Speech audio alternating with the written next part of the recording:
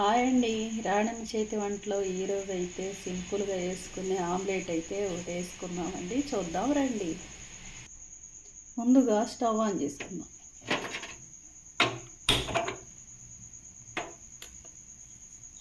కళాయి పెట్టేసుకుందాం.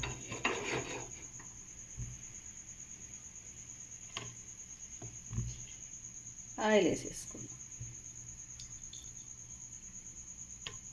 Oil ఏడెక్కనిద్దాం. Oil అయితే ఏడెక్కిందండి. ఇప్పుడు ఈ 2 కోడిగుడ్లు ఇలాగ పగలగొట్టి దీనిలో అయితే ఇలా వేసి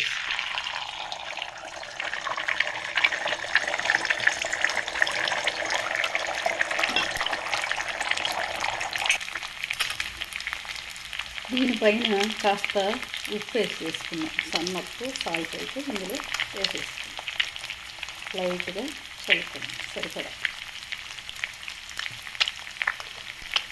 దీనిపైన కొద్దిగా మిరియాల పొడి కూడా వేసేసుకున్నాం.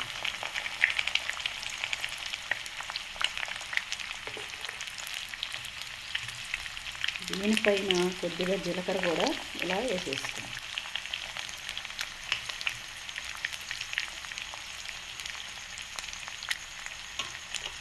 దీనిపైన కొద్దిగా కారం కూడా ఇలా వేసేసుకున్నాం. కొద్దిగా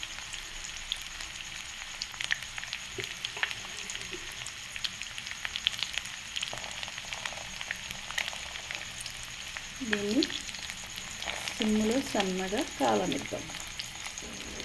లైట్గా పసుపు కూడా కొంచెం వేసేస్తాం.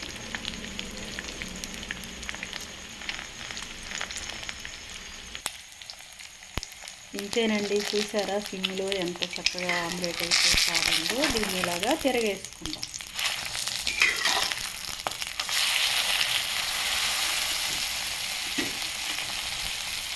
ఇంతేనండి.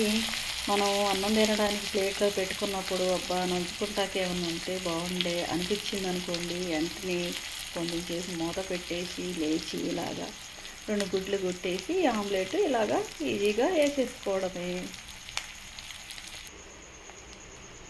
ఇంతేనండి. చూసారా ఆమ్లెట్ ఎలా కాలిందో. దీన్నైతే మళ్ళీ ఇలా తిరగేసుకున్నాం. చూడండి ఇలాగ మొత్తం మధ్యలో కూడా అంతా బాగా ఉడికింది. ఇది ఇప్పుడు ప్లేట్లోకి తీసేసుకుందాం.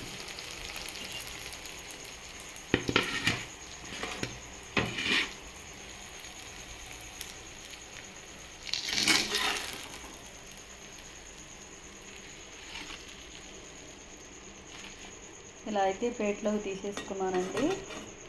దీంట్లోకి ఏం అనుకుంటున్నారా? మజ్జిగ పులుసు అండి. ఇదిగోండి ఇలాగా మజ్జిగ పులుసు చేశాను, పెరుగు చట్నీ. దీంతో ఆమ్లెట్ నంచుకుంటూ తినేయటమే. ఈ వీడియో కానీ నచ్చినట్టయితే మీరు కూడా చేసుకొని తినండి. ఒక లైక్ చేయండి. మజ్జిగ పులుసు అయితే అన్నంలో వేసేసుకొని తినటమే.